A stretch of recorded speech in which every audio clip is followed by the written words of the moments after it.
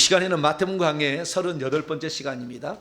장로들의 전통과 가나안 여인의 믿음에는 어떤 차이가 있는가라는 제목으로 함께 말씀의 은혜를 나누기를 원합니다. 이 마태라는 사람은 유대인이잖아요. 세리 마태, 이름은 레위였죠. 근데 이 마태라는 사람이 이 복음서를 썼을 때 유대인들을 많이 생각했을 거예요. 유대인들을. 그래서 특별히 그 마태라는 사람은 좀 머리가 잘 돌아가는 사람. 왜냐하면 계산이 잘 되잖아요. 예. 세리니까 계산이 잘 되잖아요. 예. 그래서 이 마태는 좀 똑똑했을 거라고. 기록의 천재요. 그 다음에 기억의 천재일 가능성이 많아요. 마태는. 그래서 예수님께서 유대인들에 관하여 예수님이 생각했던 것을 특별히 많이 기억해서 이스라엘 집에 잃어버린 양 마태만 기록하고 있어요. 그래가지고 이 마태복음을 보게 되면 유대인들에 대한 각별한 애정이 담겨있는 표현들이 많이 있어요. 근데 실제적으로는 유대인들이 그 혜택을 못 받아요. 그래서 참 안타깝게 생각하는 거죠. 그래서 유대인과 이방인들 이 관계를 잘 이렇게 살펴봐야 돼. 오늘도 똑같이 장로들은 유대인들이고 수르보니게 의한 이 가나안 여자는 이방인이죠. 둘 다를 비교하는 거예요. 이렇게 비교해 주는 거죠. 그래서 이 비교를 통하여서 우리가 배워야 될 게 뭐냐 하는 거죠. 이걸 잘 오늘 캐치하게 되면 오늘은 이제 제대로 된 공부를 하게 된 것입니다. 그래서 이 마태복음 15장에 들어와서 우리는 장로들이 전통을 지키려는 것과 하나님의 계명과의 충돌을 예수님이 정확히 알고 그 장로들을 나무라는 내용이잖아요. 그래서 그것 때문에 비위가 상했어.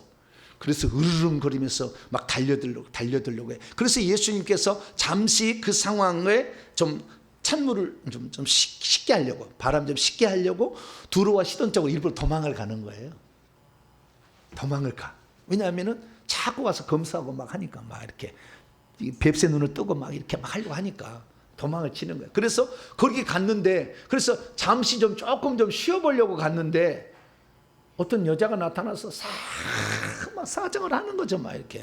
네. 그래서 그냥 매몰차게 이렇게 하는 거예요. 그래 매몰차게 했는데 왜 매몰차게 했을까? 네. 개들을 취하여 자녀에게 줄 수 없다. 아니 개들을 취하가 아니라 자녀들의 떡을 취하여 개들에게 줄 수 없다. 지금 말이 그냥 이상하다. 자녀들의 떡을 취하여 개들에게 줄 수가 없다. 넌 개다 막 이런 거잖아요. 구약에도 이런 말이 있죠. 개 같은 나를 돌아보였다는 그런 말이 나오잖아. 누구죠? 무비보셋인가? 그런 말이 나오잖아요. 구약에도. 아주 자기를 낮춰 부르는 말이거든요. 네. 그런데 그런 말을 들었는데도 불구하고 이 가난한 여자는 결국에 문제를 해결받고 가요. 그래서 여기서 우리가 중요한 어떻게 하면 사람이 자신의 문제를 해결받을 수 있는가 이걸 알 수가 있는 것이고, 또한 유대인과 이방인들의 둘을 비교해 놓고 있잖아요. 유대인들의 문제는 뭐고 이방인의 문제, 이방인들은 귀신 들림의 문제예요. 크게 보면 이 유대인들은 너무 지식이 아는 게 많아. 그래서 선생 노릇을 하려고 맨날 이렇게 교만이 가득 찬 것이고, 여기는 귀신 들림의 문제로 너무 많은 거예요. 이런 문제를 비교를 해놓으면서 마태가 이제 쓰고 있는 거죠. 그래서 이 문제를 주님이 해결하기 위해서 어떻게 하셨다는 것을 나중에 얘기를 그대로 마태복음 21장에 가서 딱 요약을 해줘요. 그건 나중에 볼 거예요. 요약을 해줘요. 이 문제에 대한 해결책에 대해서. 그래서 이 성경은 아주 성령의 감동으로 쓴 거예요. 그래서 전체적으로 볼 수 있어야 돼요. 그렇지 않으면 그 자체의 얘기로 그냥 재미있고 끝나는 거예요. 아니요. 전체적인 걸 통해서 주님이 뭘 주시려고 하는가 봐야 돼요. 자, 마태복음이라는 것은 왕국복음서라고 해요. 무슨 복음서? 왕국복음서라고 해요. 왕국복음서 이렇게. 이게 그냥 왕의 복음서라고 하는 거죠. 왕의 복음서. 이게 마태복음. 누가복음은 회개복음서예요. 그 다음에 요한복음은 생명복음서예요. 그리고 특징이 있어요. 그런데 이 마태복음 왕의 복음서예요. 그래서 왕에 대해서 사람들이 어떻게 반응을 하고 있나? 왕이 누구신가? 왕은 무엇 때문에 왔는가? 왕에 대해서 반응한 사람들의 그 특징은 어떤 것인가? 어떤 사람이 그러면 그 왕국에 들어가게 되는 것인가? 이런 것을 중심으로 쓴 거죠. 그래서 이 사람들의 반응은 누가 왕국에 들어갈 것인가를 우리에게 알려주고 있는 거죠. 내가 장로들이었다, 장로의 위치였다. 그러면 내가 장로의 위치에서 어떤 자세를 취해야만이 왕국에 들어갈 수가 있는가? 내가 이방인이다. 그럼 나는 이방인으로서 어떤 자세를 취해야 왕국에 들어갈 수 있는가? 왕을 제대로 대접해서 그 왕이 이끌어가는 왕국에 들어갈 수 있는가를 볼 수 있는 눈이 열려야 되는 거죠. 할렐루야. 단순한 그냥 그 이야기로 끝나지 말고 전체적인 눈으로 이렇게 봐야 된다는 거죠. 그래서 이전에 우리가 지난 시간에 배웠을 때 오병이어의 기적을 14장에 배웠고, 오병이어의 기적과 그 다음에 뭐였죠? 무리를 걸어가는 사건을 했잖아요. 그래서 이 오병이어의 기적과 무리를 걸어가는 사건을 통해서 예수님이 누군가, 무리를 걸어가는 사건은 만물 위에 만왕의 왕이신, 그 다음에 바람을 장악하고 있는 귀신들을 제어할 수 있는 영계의 왕이신 예수 그리스도를 얘기하고, 이 오병이어의 기적을 통해 하늘에서 우리에게 생명을 주시려 오신 그 하나님, 만나시신, 그래서 하늘에서 내려와서 만나를 주 생명을 주시러 오신 예수 그리스도에 대해서 그 현장이 딱 되니까, 배고픈 현장 광야, 그러면 이스라엘 백성의 현장이 그대로 되니까 그대로 그것을 재현하는 거 아니에요.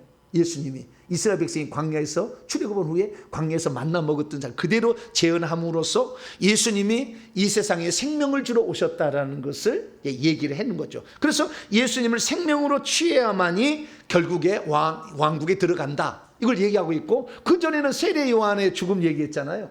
그래서 그는 왕은 흥해야 되고 나는 쇠해야 하리라, 이게 되는 거예요. 왕이 왔으니 자리를 비켜줘야 되는 거죠. 오늘 장로들이 지금 등장하는데, 이 장로들은요 계속 자기가 이 이스라엘 백성의 지도자, 왕, 그리고 재판관을 하려고 해. 계속 하려고 하는 거예요. 원래는 아니, 하나님이 맡겨준 거예요. 이스라엘 백성을 이 종교 지도자들에게 맡겨준 거예요. 서기관과 바리새인들, 대제사장들, 뭐 이런 사람들에게 맡겨준 거거든요. 그러면 그 맡겨준 일을 잘 감당해야 되는데, 오히려 소경을 인도해가지고 지옥으로 끌고 가고 있는 거예요. 그러니까 예수님이 나타나가지고, 야, 너희들 잘못했어, 그렇게 얘기를 하는 거죠. 그러면 엄청난 지금 이 어떤 그 종교 지도자들의 세력이 있는데, 제가 이렇게 얘기하면요 엄청난 종교 이 세력이 가만두지 않으려고 한다니까요.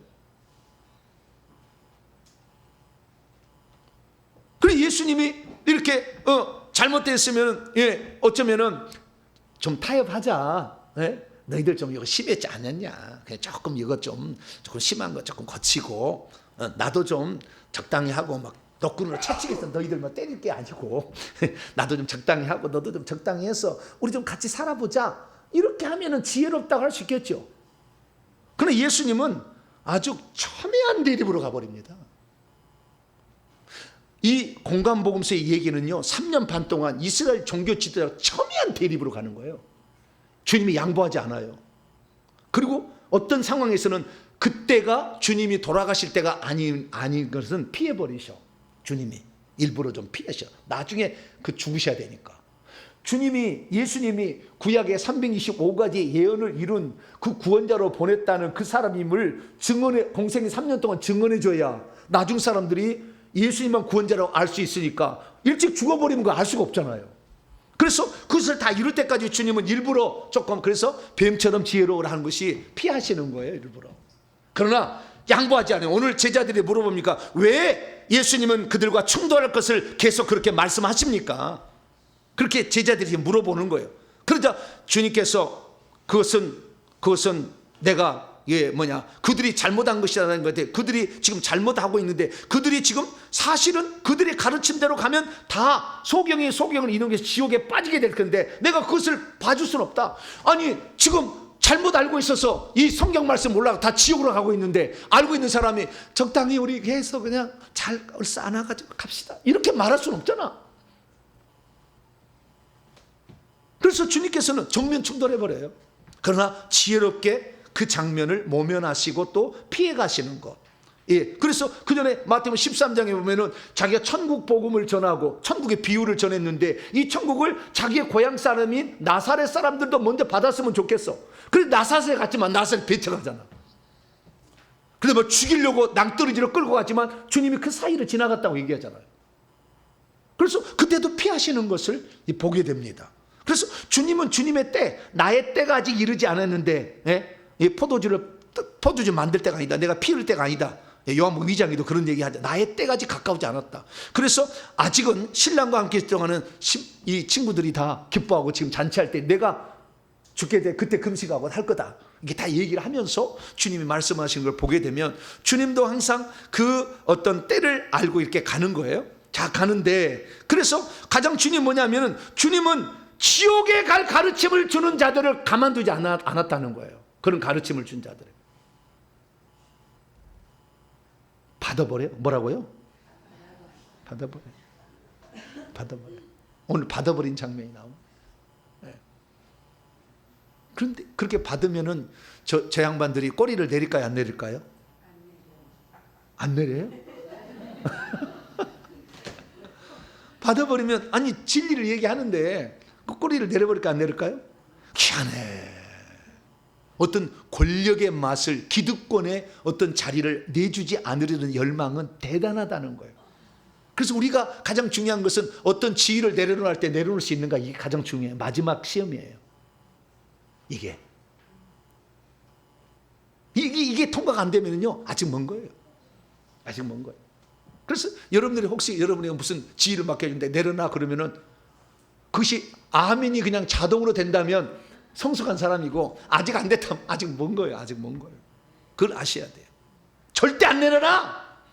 어떻게 해서 우리가 이 자리를 차지했는데, 이 서기관과 바리새인의 자리를, 그 다음에 종교 지도자의 자리를 차지했는데 이걸 어떻게 내려놔. 그런데 이 종교 지도자를 차지하는 그 자리를 하나님의 말씀으로 해서 제대로 된 위치에 올라가면 좋죠. 근데 하나님 말씀을 하냐고 하나님의 계명을 어기면서 사람의 유전을 갖다가, 사람의 계명을 갖다가, 사람의 가르침을 갖다가 거기다가 올려놓는다 이거 말이에요. 그래서 하나님의 원래 목적과 뒤집어버린 역정관계를 만들어 놓고 있었어요. 그래서 예수님은 이걸 참을지 못한 거예요. 이거 아니다. 지도자가 잘못되면 같이 구덩이에 빠지지 않겠냐는 거죠. 그래서 이것은 바로 잡아야 된다. 그러면 제자들이 물어서, 왜 그러면은 저들이 그 혈기 분노를 내고 말이죠, 저들이 예수님을 죽이려고 하는 이것을 왜 그러면 합니까? 그랬더니 사실은 사람 속에서 나오는 악한 영들에 의해서, 이것이 혈기, 교만, 우월감, 기득권 유지, 이런 것을 강력하게 주장하기 때문에 이것은 사람 속에, 바깥에서 안으로 들어가는 음식 문제가 아니다.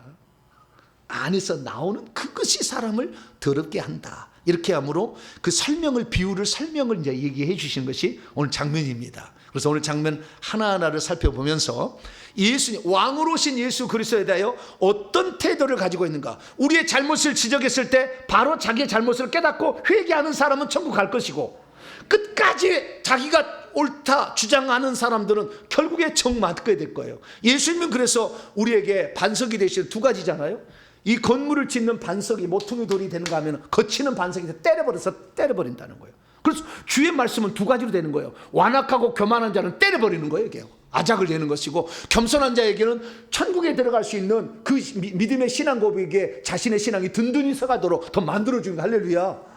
주님을 어떻게 우리가 대우하느냐에 따라서 여러분들의 신앙은 겸손하면서 하나님이 원하는 정말 아름다운 천국집을 지어갈 사람이 있는가 하면은 만남의 말씀을 깨져야 되는데 끝까지 안 깨지려고 막 몸부림을 쳐. 그러다가 죽을 때 그냥 아작이 나는 거예요.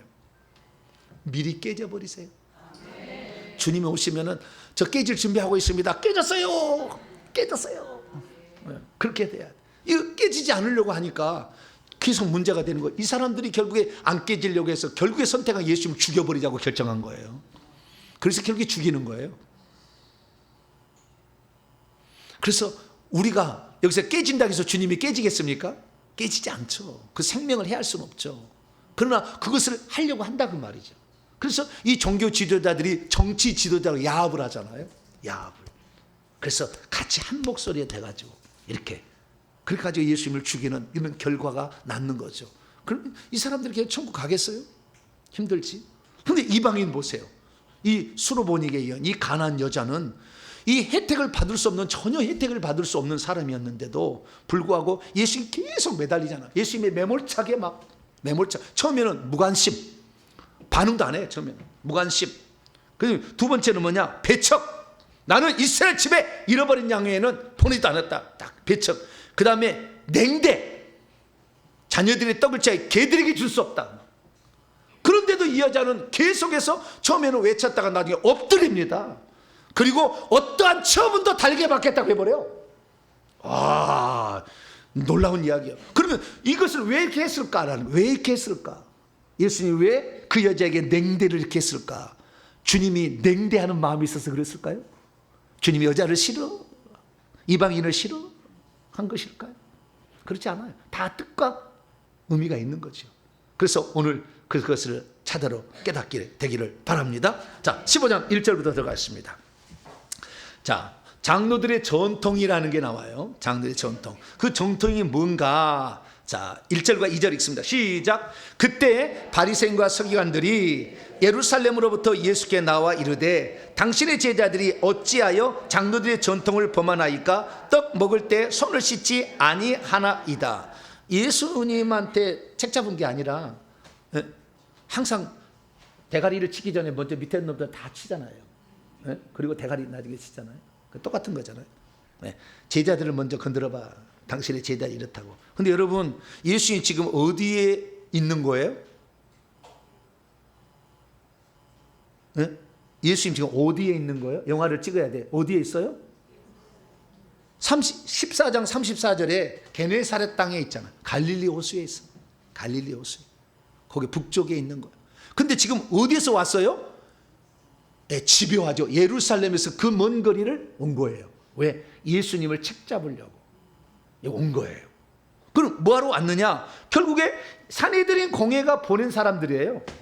예수님이 요즘에 갈릴리에서 뜬다는데 저놈을 책잡아가서 무너뜨려야 된다. 그렇지 않으면 우리의 기득권이 문제가 되니까, 저것을 없애야 되니까 쉽게 말해서 검사단을 보낸 거죠.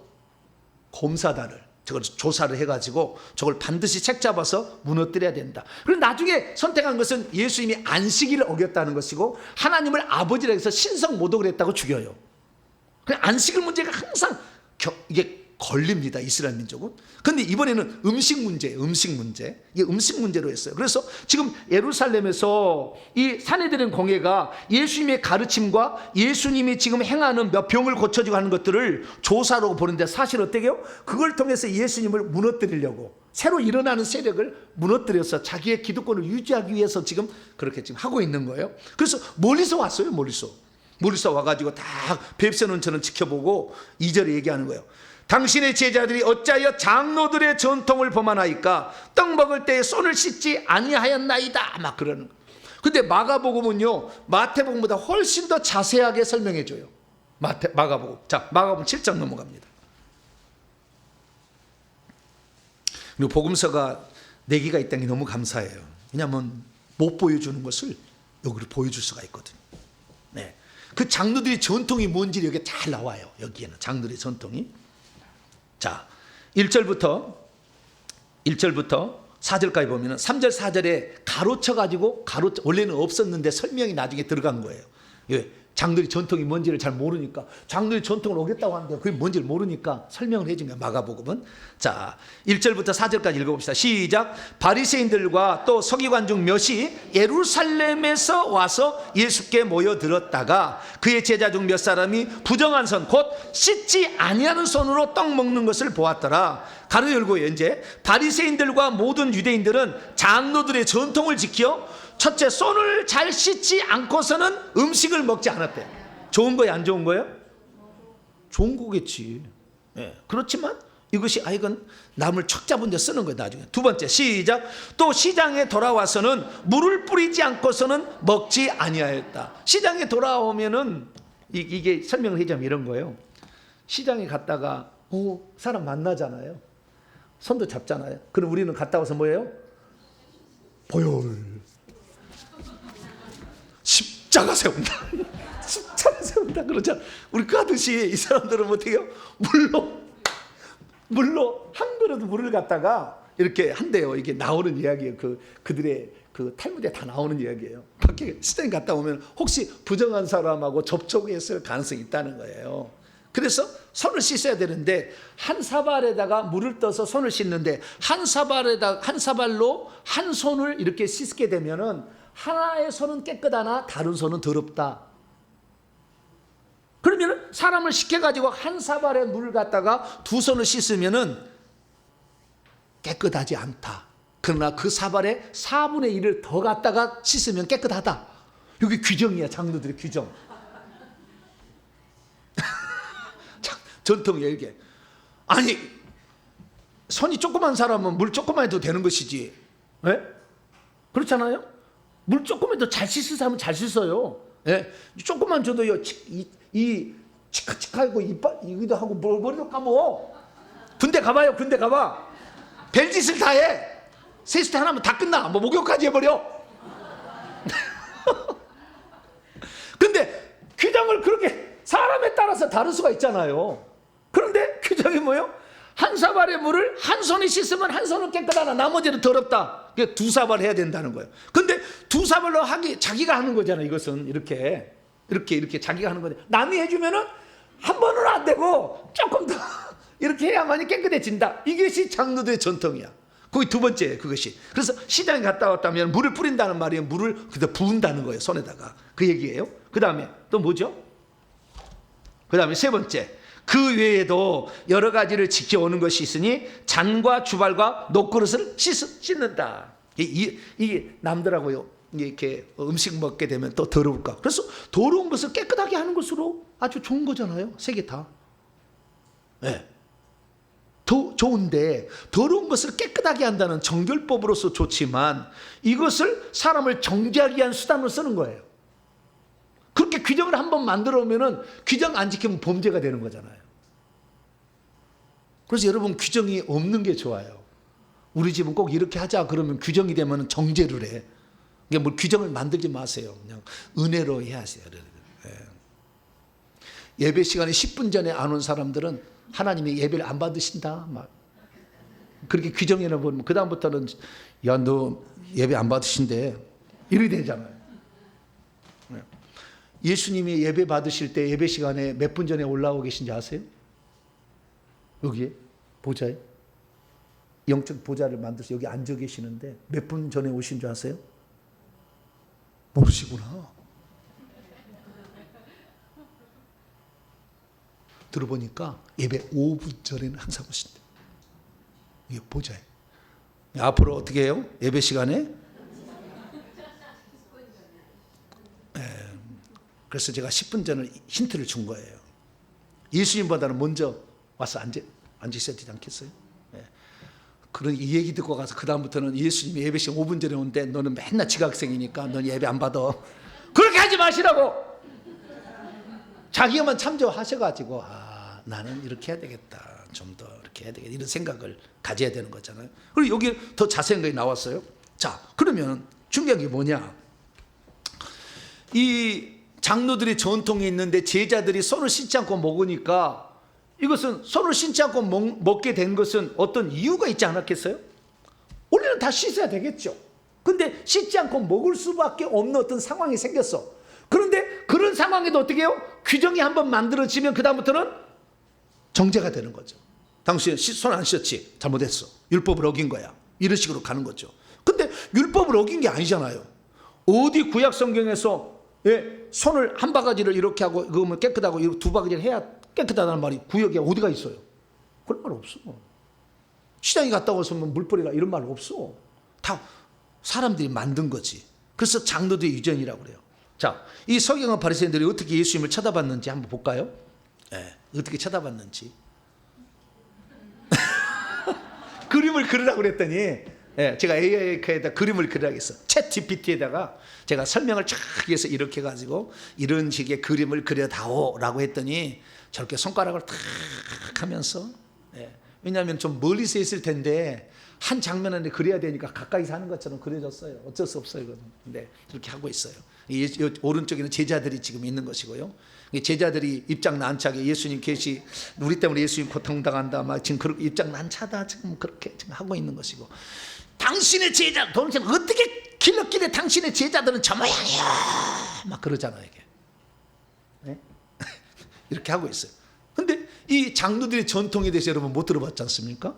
장로들의 전통을 일명 탈무드라고 합니다. 뭐라고요? 탈무드는 들어보셨죠? 네. 그러니까 구약 성경의 율법을 해석하고 그 다음에 율법을 어떻게 적용했는지를 기록하는 거예요. 근데 구체적인 사례는 안 나오잖아요. 손을 깨끗하게 한다. 그럼 어떻게 깨끗한지를 모르잖아요. 물을 한 바가지를 부어야 깨끗하고 두 바가지를 부어야 깨끗한지 모르잖아요. 그래서 그런 것들을 이제 정의를 하다 보니까, 그래서요, 이 이스라엘 나라는 크게 두 가지로 이렇게 그 이스라엘 나라를 얘기를 하는데, 성전 유대교하고 랍비 유대교로 이스라엘 나라는 나눕니다. 시대를. 그게 성전이 있었을 때에 하나님을 섬겼던 방식과 성전이 파괴돼서 바빌론으로 가가지고 회당을 세우면서 말씀만 하는 거, 제사 안 드리는 거잖아요. 그전에는 제사 중심이었어요. 성전이 있을 때는 항상 안식일에 제사 드리고 절기 때 모여서 하고 이렇게 하는 중심이었는데, 그걸 못 하잖아요. 성전이 파괴돼 버려가지고. 그래서 절기 못 지켜, 제사 못 지내. 그런데도 불구하고 이스라엘 민족은 신앙을 유지했어요. 그래서 바벨론에 끌려간 다음부터 그들이 하는 것은 말씀을 공부하고 암송하는 것을 아주 많이 한 거예요. 성전 제사 안 하고. 그래서 그때 말씀을 공부할 때, 그러면 이 말씀이 실제적으로 적용하려면 어떻게 해야 됩니까? 라고 했을 때 물어볼 거 아니에요. 이렇게 11절을 하는데 내가 오늘 뭡니까? 여러분들 이제 궁금하잖아요. 11절을 하는데 남편은 예수님을 안 믿고 나만 예수님을 믿는데 남편 수입의 전체 11절을 드려야 됩니까? 아니면 남편이 나에게 용돈 주는 그거 11절을 드려야 됩니까? 물어보잖아. 안 물어보셨나요? 궁금하잖아. 그럼 목사님께 물어봐야 될 거 아니에요. 그러면 목사님은 대답을 해야 될 거 아니에요. 내가 남편으로 받은 용돈의 11절만 내면 되는 것이냐, 아니면은 남편 전 수입에 11절을 내야 되는 것이냐, 궁금하잖아요. 그래 안 그래요? 궁금하잖아. 그냥 그런 걸 물어본 것들을 랍비들이 이제 랍비들이요, 그 성경만 연구하는 사람들이, 그 사람들이 다 봐가지고, 그 랍비들이 그때는 당신이 받은 것만 11조 해도 돼, 이렇게 하면은 그 다음부터는 좀 자유롭잖아요. 그래요 안 그래요? 항상 깨림칙 했는데. 그래 안 그래요? 또 이런 게 있어요. 내 딸이 열심히 그 직장을 다녀가지고 그 직장 다녀서 그 번 것에 10분의 11조를 냈어. 11조를 낸 거예요. 11조를 냈는데 그 딸이 아빠 용돈 쓰세요라고 20만 원을 줬어. 이것은 11조를 낸 거거든요. 수입에 11조를 낸 거잖아요. 근데 그건 나한테 용돈을 줬어. 그럼 나는 이걸 11조를 20만에 대한 11조를 내야 될 것인가? 안 내도 되는 것인가? 궁금하잖아. 또 몰라요? 궁금 안 하구나 여러분들은. 궁금하니까 랍비한테도 물어봐야지. 목사님 입장 난차게 만들어 맨날. 알아서 하세요. 알아서 성령께 물어보시고 뭘 나한테 물어봐. 주님이 이렇게 하시면 이게 기뻐하실 것 같다 그러면 이렇게 하시면 되고, 하나님은 정상 참작도 다 하셔. 하지도 못하는데 어떻게 하겠어요? 꼬서라도 뭐 11절 낼 필요는 없어. 그래서 알아서 해야 돼. 그런 질문들이 다 던지고, 이런 것들을 모아놔가지고 결국에 만든 게 뭐예요? 장로의 전통이다 그 말이에요. 이게 전통은 좋은 거예요. 근데 이들이 이 전통을 이용해서 오히려 하나님의 말씀을, 계명이 위에 있고 이 전통 그 설명서인데 이것을 뒤집어 버려 나중에. 그런 사태가 발생해서 주님께서 그 잘못됐음을 지적하는 거예요. 그래서 장로의 전통을 보게 되면 내용상은 크게 미시나, 게마라 이렇게 구분합니다. 미시나라는 것은 율법의 세부 규정들, 11절을 낼 때 어디까지 내야 될 것인가, 그런 거 다 규정해야 될 거 아닙니까? 안식일을 지키는데 어떻게 지켜야 될 것인가, 이거 규정해야 될 거 아니에요? 규정하는 거예요. 그 다음에 그것을 보완해서 교훈적 풀이를 해준 이야기로 풀이하는 것을 게마라 이렇게 얘기를 합니다. 그러나 또 다르게 분류하는 사람도 있어요. 할라카, 학가다라고도 하는데요. 이것은 미시나는 할라카에 해당되는 것이고 학가다는 게마라에 해당되는 거예요. 규정과 거기에 대한 어떤 이야기를 통해서 풀어가는 이런 식으로 돼 있어요. 그래서 이 탈무드를 읽으면 많은 이야기들을 통해서 그 방법을 가르쳐주는 거예요. 이런 사례를 통해서 이렇게 했기 때문에 나도 이렇게 하면 된다라는 가르쳐주는 거예요. 그래서 장로들의 유전은 좋은 거예요. 사실은 장로 유전은 좋은 것이나 그러나 그것이 주객이 도취되면 안 될 거가 아니에요. 주객이 도취되는 사태를 지금 장로들이 그것을 만들어 가지고요, 사람들에게 아주 잘못 이용하고 있었어요. 그래서 주님이 이것을 책망하지 않을 수가 없었죠. 자, 그 다음에 봅시다. 15장 4절. 하나님이 이르시되 내 부모를 공경하라 하시고, 이게 예수님이 지금 3절부터 책망하는 거예요. 너희가 어찌하여 너희의 전통으로 하나님의 계명을 어기고 있느냐. 하나님이 이르시되 내 부모를 공경하라 하시고 또 내 아버지 어머니를 비방하는 자는 반드시 죽여. 율법이 다 나오는 거예요. 죽임을 당하였거든 너희가 이르되 누구든지 아버지에게나 어머니. 그런데 너희들은 어떻게 말하고 있냐면, 누구든지 아버지에게나 어머니에게 말하기를 내가 드려 유익하게 될 것이 하나님께 드림이 되었다고 하기만 하면 부모를 공경하지 않아도 된다고 하므로 너희의 전통으로 하나님의 말씀을 무효로 만들고 있다 라고 책망을 하는 거예요. 이게 무슨 말이냐면 이런 거예요. 내 부모를 공경하는 거 십계명이 나오잖아요. 출애굽기 20장 12절에 내 부모를 공경하라. 공경해야 돼요, 안 해야 돼요? 공경해야 되죠. 공경해야 되는데 부모를 공경하기가 싫은 놈이 있어요. 네? 부모를 공경하기 싫어, 귀찮고. 그럼 어떻게 하느냐? 부모님에게 드릴 것을 하나님께 드려버리면 부모님께 드리지 않아도 된다. 왜?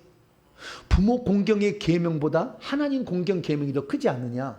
그러니까 하나님 공경 계명을 더 우선순위로 두어야 된다라고 얘기를 한 거예요. 그러니까 사람 섬기하고 하나님 섬기를 둘째로 하면은, 이 원래는 처음부터 이렇게 한 게 아니라 하나님 섬기는과 사람 섬기는 게 겹치게 되면 누구를 우선순위 하느냐를 결정을 해줘야 되잖아요.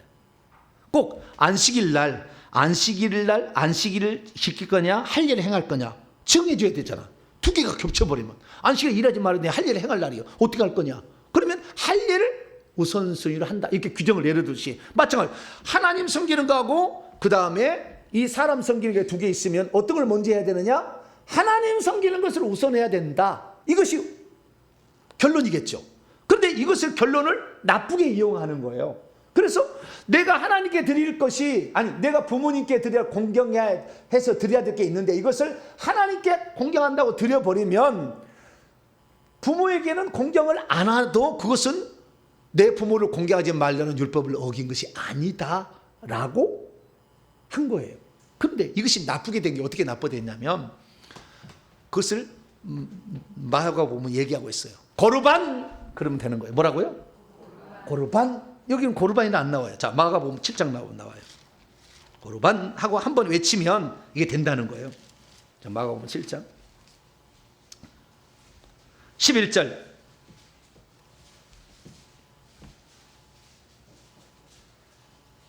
13절까지 읽습니다. 시작. 너희는 이르되 사람이 아버지에게나 어머니에게나 말하기를 내가 드려 유익하게 할 것이 거르반, 이렇게 하면은 하나님께 드림이 되었다고 하기만 하면 그만이라 하고 자기 아버지나 어머니에게 다시 아무것도 하여 드리기를 허락하지 아니하여 너희의 전한 전통으로 하나님 말씀을 폐하여 또 이 같은 일을 많이 행하고 있다. 근데 이 거르반이 얼마나 웃기냐면요, 진짜 드리는 게 아니라 거르반 그렇게 말을 딱 선언하면은 이제부터는 나는 부모에게 공경할 것을 다 하나님께 드립니다 라고 말하면은 그것을 인정해 주는 거예요. 실제는 안 해도 상관없어. 고르반 이렇게 하면은 그 다음부터 어떻게 되는 거예요? 그 다음부터는 괜찮은 거예요. 그러니까 부모를 공경하기 싫은 사람들이 고르반 맨날 하고 자빠졌다 그 말이에요. 실제적으로 그 하나님께 드리는 것은 중요하지 않아. 드린다 라고 선언한다는 거예요. 이게 고르반이라는 거예요. 그러니 주님이 이걸 보았을 때 얼마나 이게 가증스러운 일이잖아요. 부모를 공경할 거 공경하는 거지. 에? 여러분, 부모를 공경하는 거하고요 하나님 공경하는 것은 하나만 차이가 부모에게 순종하지 않으면 돼. 예수 믿지 마라, 교회 가지 마라, 이것만 순종하지 않으면 돼요. 다른 모든 것은 다 부모에게 순종해야 돼요. 자, 에베소서 6장. 저는 우리 어머니 아버지가 교회 가지 말라겠어 효도하려고 절대 안 갔어요. 18살 때 안 갔어요. 왜? 부모가 가지 말라고 하는데 왜 가? 그렇게 했어요. 근데 나중에 보니까 부모의 명령보다 하나님의 명령이 우선순위더라고. 네. 자, 6장 1절부터 2절까지. 에베소 6장 1절 시작. 자녀들아 주 안에서 너희의 부모에게 순종하라. 이것이 옳으니라. 내 아버지와 어머니를 공경하라. 이것이 약속 있는 첫 계명이니. 여기는요 바울은 두 가지를 얘기해요. 첫째는 순종하라 1절, 2절에는 공경하라. 공경하라는 것은 십계명이에요. 순종하라는 것은 십계명이 아닙니다. 교회 가지 마라 라는 것은 순종해야 될 일이잖아요. 안 해도 되는 거예요. 왜? 주 안에서 너희의 부모에게 순종하라 했잖아요. 주 안에서. 그러나 그렇다고 내가 교회 가지 마라. 그런데 내가 교회를 간다고 해서 부모를 공경하는 태도의 문제에 있어서 부모를 공경하지 않으면 나쁜 놈이지. 그건 나쁜 놈이요. 부모의 공경하는 태도에 있어서는 항상 우리는 부모를 공경해야 돼. 무슨 말을 하든 간에 이렇게 공경하는 태도를 항상 가져. 그러나 어떤 것은 교회 가지 마라 그러면은 순종해야 되겠어요? 안 해야 되겠어요? 그건 안 해도 되는 거야. 법이 충돌하잖아. 세상법하고 기독교 법이 충돌하잖아. 코로나 때 교회 나오지 마시오. 정부가 세상법이 명령을 내렸어. 그러면 교회법이 우선합니까? 교회는 우리가 주일 나눠서 예배를 드려야 되는데 교회법이 우선합니까? 세상법이 우선합니까?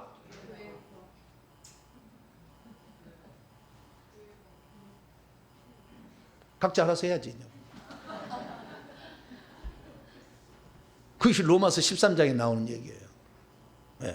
가이사의 것은 가이사에게, 하나님의 것은 하나님에게. 그것은 답이 없잖아요. 하나님의 것은 하나님에게 해야 되고 가이사의 건 가이사에 해야 되니까. 그래서 우리가 참 이게 애매하다고요. 그리고 이것을 머리 좋은 지도자들은, 정치도 이걸 이용하는 거예요. 그래서 성도들 떠보는 수단은 그걸 떠보는 수단. 막 간악한 사람들이 있는 거죠. 그래서 제가 봤을 때 지도자가 훌륭한 지도자면 따라갈 것이고 아주 성도들을 괴롭히는 지도자면 따라하지 말는 것이 나을 것 같아요. 저는 제가 봤을 때. 이러듯이 여기 보니까 부모를 공경하는 문제는 절대 태도의 문제에 있어서는 이것을 항상 지켜야 돼. 이거 어기면 회개해야 될 것이고, 그러나 순종하라는 거, 교회 가지 마라, 이 문제를 안 듣는 것에 대해서는 죄가 아니에요. 이것은. 그것을 성경은 얘기하고 있어요. 자, 다시 돌아와서 고르반이라고 하는 거. 부모 고르반, 이제는 내가 하나님께 드립니다 라고 말만 하면 그 다음부터는 안 드려도 일평생에 드리겠다는데 뭐 어쩔 수 없잖아요. 그래가지고 부모 공경하지 않는 것을, 고르반을 이용해서 부모를 공경하지 않고 있는 거예요. 나쁜 놈들이지. 그리고 주님께서 내가 사람의 계명, 장로들의 전통, 이 고르반 제도를 이용해서 하나님의 계명, 십계명을 어기고 있다라고 주님이 책망한 거예요. 자, 사람의 계명이 우선순위입니까? 하나님의 계명이 우선순위입니까? 당연하죠. 하나님의 계명이 우선순위요. 그런데도 뒤집어서 이것을 반역이라고 그러는 거예요. 반역하고 있는 거예요. 이것을 우상숭배라고 하는 것입니다. 하나님 위에 다른 것을 두는 것을, 자식도 위에 올리면 우상숭배예요. 돈만이 아니라고. 자식도 그 위에 올려놓으면 우상숭배예요. 하나님 위에 올려놓으면 안 되는 거예요. 근데 이게 지금 하고 있는 거예요. 그래서 주님은 책망하는 거예요. 그래서 더럽히는 것이 지금 무엇 때문에? 손 씻지 않는 것인데 음식 문제잖아요. 그 음식 문제 가지고 지금 장로들은 사람들을 억압하고 자기가 그 다음에 지도자 노릇하고 선생 노릇하기 위한 방법으로 그걸 쓰는 거예요. 그래서 선생된 너희가 나쁜 의도로 지금 하고 있다는 걸 주님이 다 적나라하게 드러냈죠. 그러니까 자기의 정체가 드러나니까 얼마나 화가 나겠어요. 뭐 화가 납니다. 자, 이제 화가 났다고. 자, 마태복음 15장. 주님은 그들을요, 외식하는 자들을 가면 쓰고 활동하는 사람이라고 책망합니다. 7절, 8절 이사야 말씀을 이용해서 입술로는 공경하지만 실제적으로는 마음은 멀다. 이율 배반적인 삶을 살고 있다. 이렇게 얘기합니다. 그러면서 예수님께서 제자들에게 말합니다. 무리들을 향하여 말합니다. 듣고 깨달으라. 뭘 깨달으냐? 입으로 들어가는 음식이 사람을 더럽게 하는 것이 아니라 입에서 나오는, 11절, 입에서 나오는 그것이 사람을 더럽게 한다. 이렇게 얘기를 하니까 12절에 바리새인들이 화가 이빨에 났어요. 네, 자기들을 책망하는 걸 알아들어 버렸어. 콧구멍에서 막 김이 나와 막.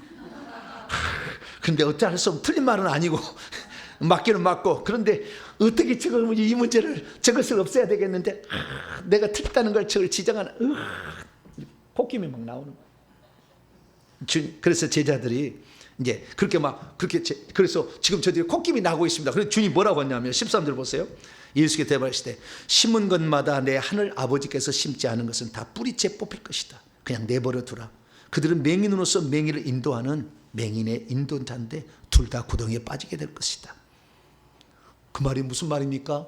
이 비유를 설명해 주셔서 제자들이 얘기합니다. 그러자 설명해 주기 17절에서 20절까지 말씀입니다.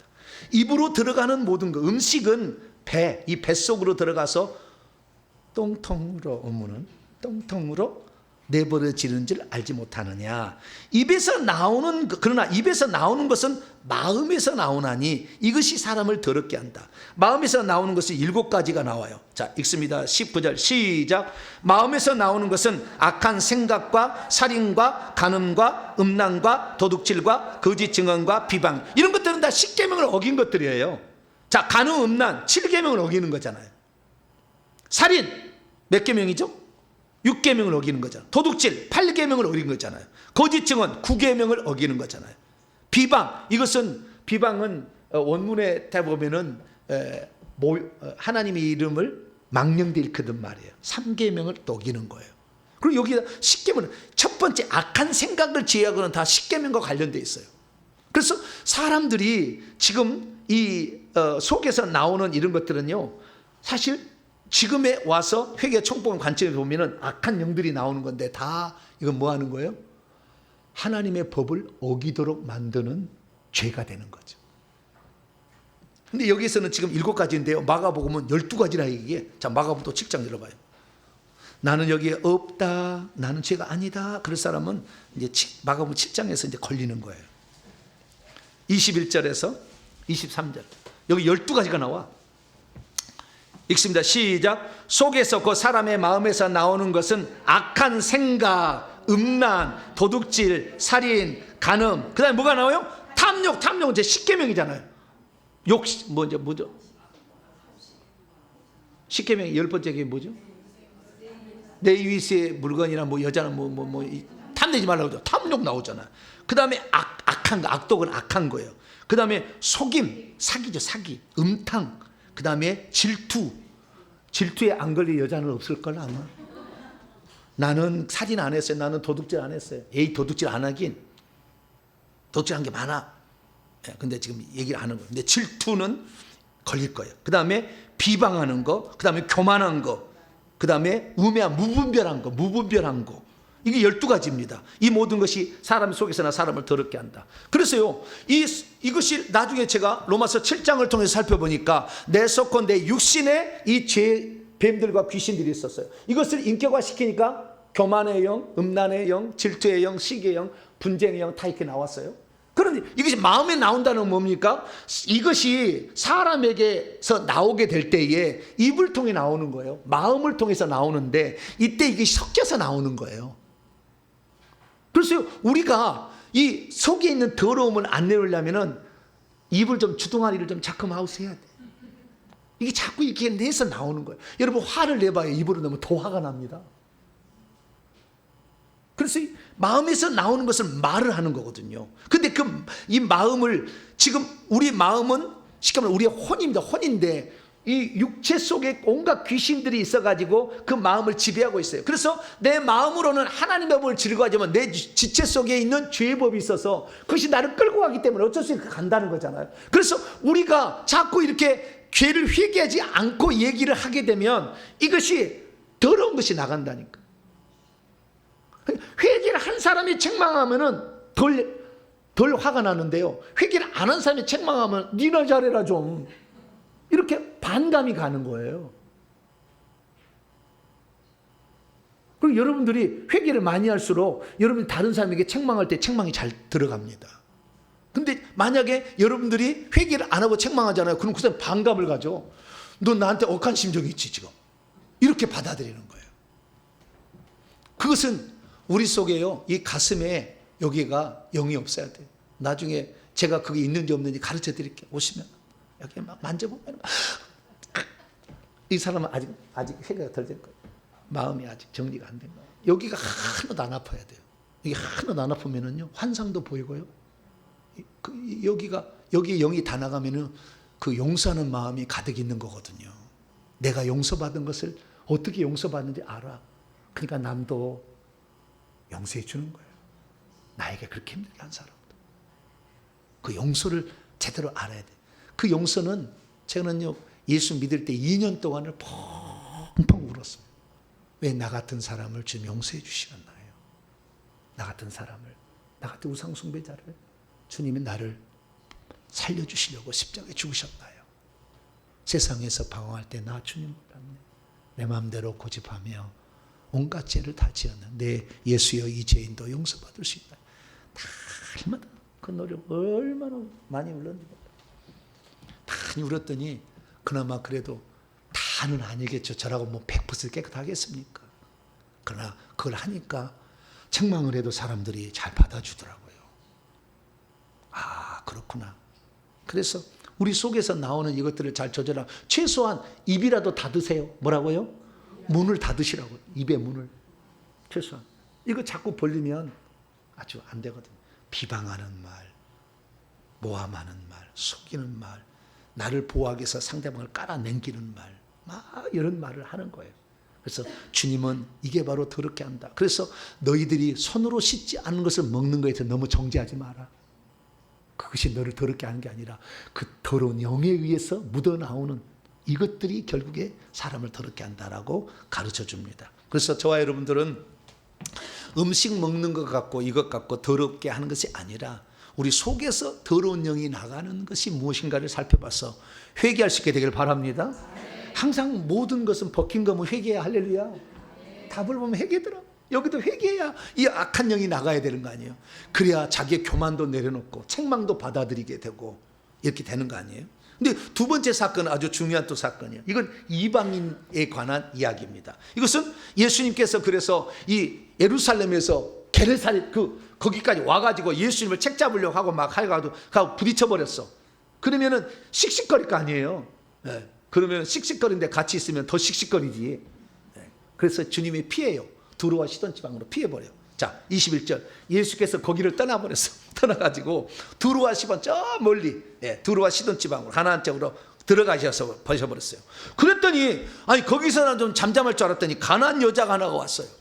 왜 가나안 여자라고 그럴까요? 마태는 다른 데는 수로보니게 여인이라고 그러는데, 저주받은 그 백성이다. 유대인의 생각이 있는 거 아니에요? 가나안 7족속의 여자다. 저건 우상숭배 여자다. 저주받아도 당연하다. 유대인들이 생각이 있으니까 가나안 여자라고 쓰는 거예요.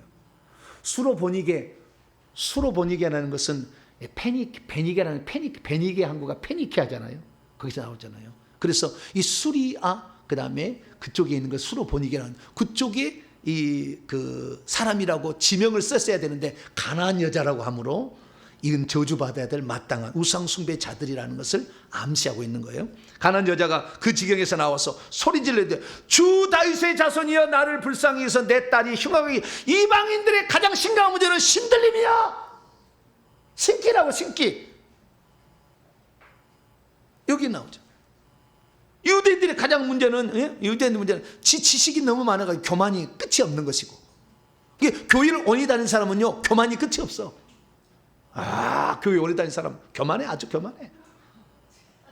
이제 처음 든 사람은 잘 모르니까 교만할 것도 없어. 그러시냐고 그런다고 그렇게 따라가는 거지. 근데 이방인들 쟤는 신기가 가득하잖아. 지금 신기가 우상숭배 죄로 말미암아 제사형이 들어가지고 귀가 가득 있어가지고 말랑말랑하니까 단단해. 그래가지고 얼마나 회개만 하면 졸리가 죽겠잖아. 하품이 음식 먹은 것 때문에 막 설사가 나고 막 위장이 뒤틀리고 막 그래. 하다 보면은. 그래서 귀신 문제예요. 우리 이방인 문제는 귀신 문제잖아요. 근데 이 엄마가 신앙이 좀 있었는지 엄마에게 안 들어가고 악한 영이 딸 속에 들어가 버렸네. 그리고 딸이 지금 죽게 생겼어. 그런 상황이에요. 자, 그래서 나쁘게 지금 귀신이 들렸다고 하니까 예수님은 한 말씀도 대답하지 않아요. 뭘 했어요? 침묵을 지켰어요. 하도 그러니까 제자들이 청하여 말하기를, 아니 옆에서 그렇게 소리를 지르는데 보내시든지 아니면 고쳐주시든지 뭔가 좀 해야 되지, 아무 말도 않고 있으면 되겠습니까? 그렇게 하니까 예수님께서 이제 배척을 하는 얘기합니다. 24절. 나는 이스라엘 집에 잃어버린 양 외에는 다른 데로 보내심을 받지 아니하였다. 난 관심 없다. 이건 마태복음 10장에 나오는 거잖아요. 자, 마태복음 10장. 제자들을 파송하실 때 누구 먼저 가라고 했어요? 이스라엘 집에 잃어버린 양이 왔죠. 5절 6절. 마태복음 10장 5절 6절. 주님은 먼저 구원은 유대인에게 먼저, 그 다음에 이방인에게 나중에. 로마서 1장 16절. 모든 민족의 구원의 하나님 능력이 나타나니 먼저는 유대인이요 그리고 헬라인에게로다. 순서가 있잖아요. 자, 5절 6절입니다. 시작. 예수께서 이 12를 보내시며 명하 이르시되 이방인의 길로도 가지 말고 사마리아인의 곤으로 들어가지 말고 오히려 이스라엘 집에 잃어버린 양이로 먼저 가라. 이게 먼저 가라. 근데 먼저 가라고 이렇게 했는데 이스라엘 백성들은 배척하잖아. 종교 지도자들은 완전히 죽이려고 앙숙처럼 달라들잖아 막. 그래서 예수님을 받아들이는 사람들, 그래서 병든 자들, 세리나 죄인이라고 자기를 인정하는 세리나 여자들, 병든 자들, 귀신 들린 자들, 가난한 자들, 소외된 자들, 문둥병 걸린 자들, 이런 자들을 찌를 수밖에 없어요. 왜? 진짜는 고절을 해버리니까.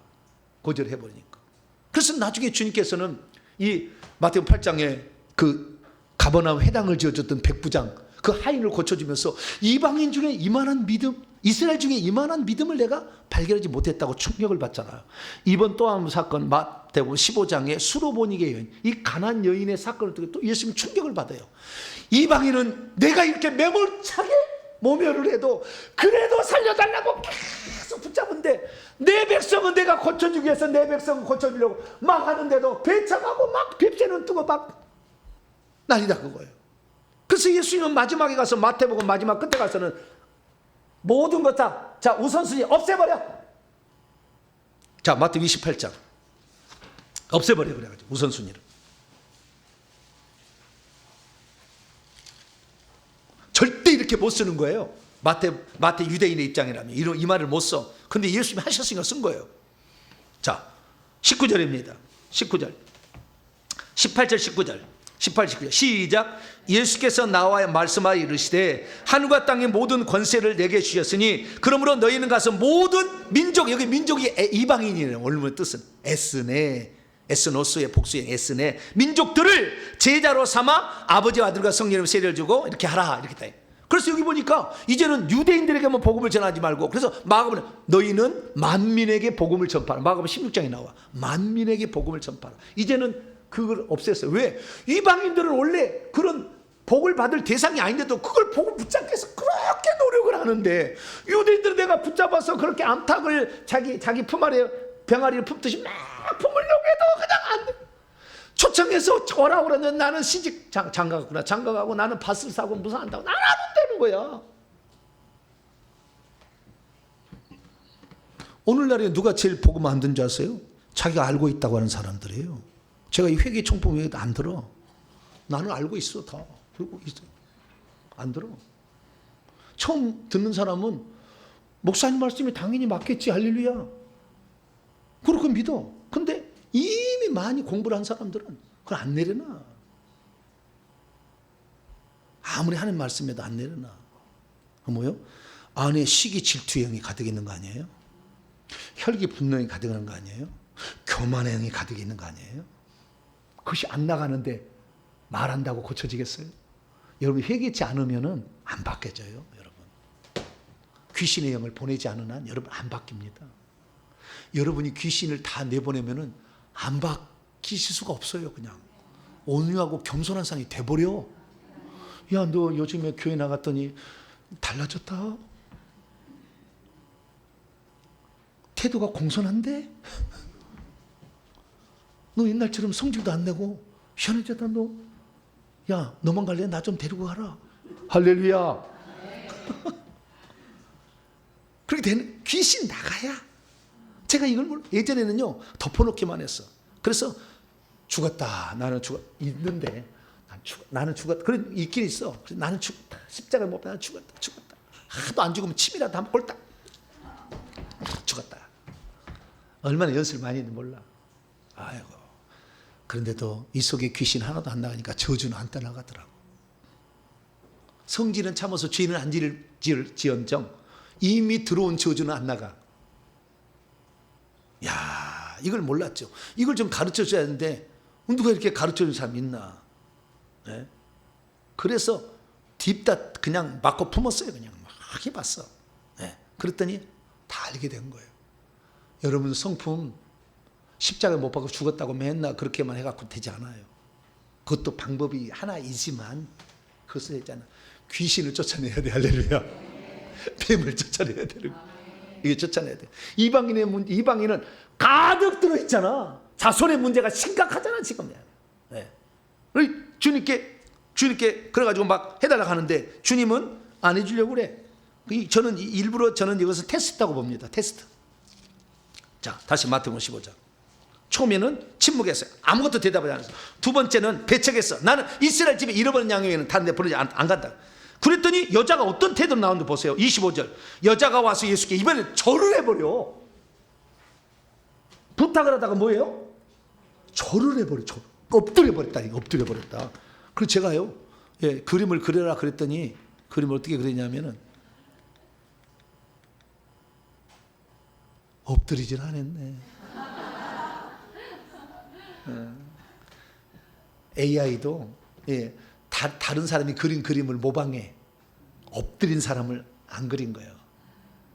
다른 사람 다 많은 데이터에 자기가 하나의 그걸 만드는 거죠.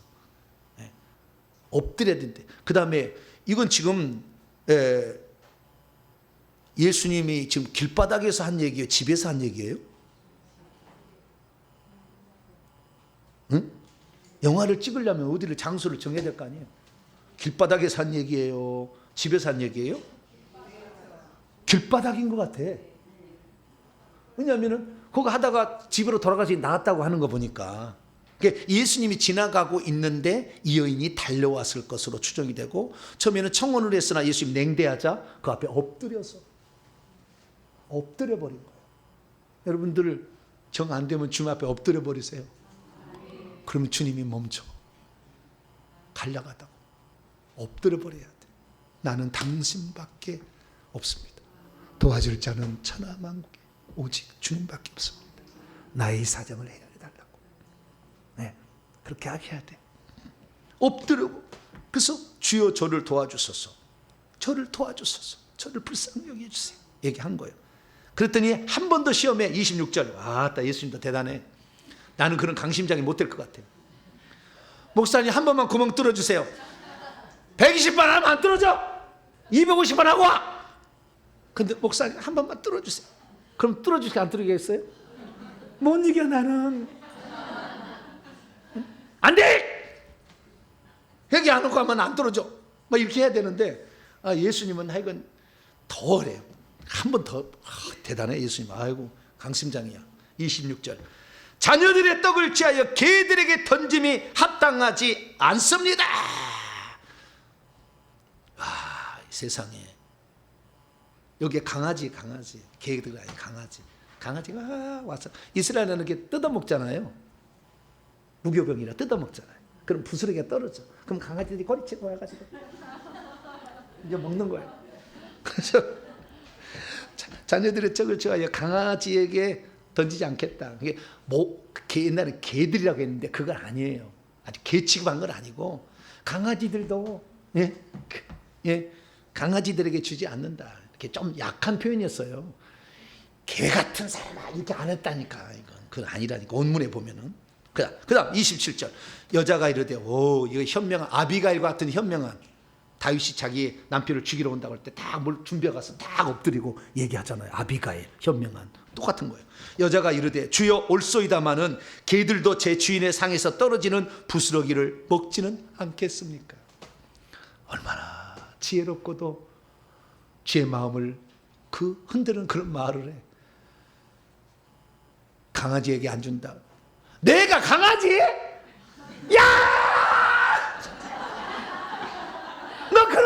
너 그렇지 너 좋은 사람이라 내가 왔는데 너 나를 강아지라 그래.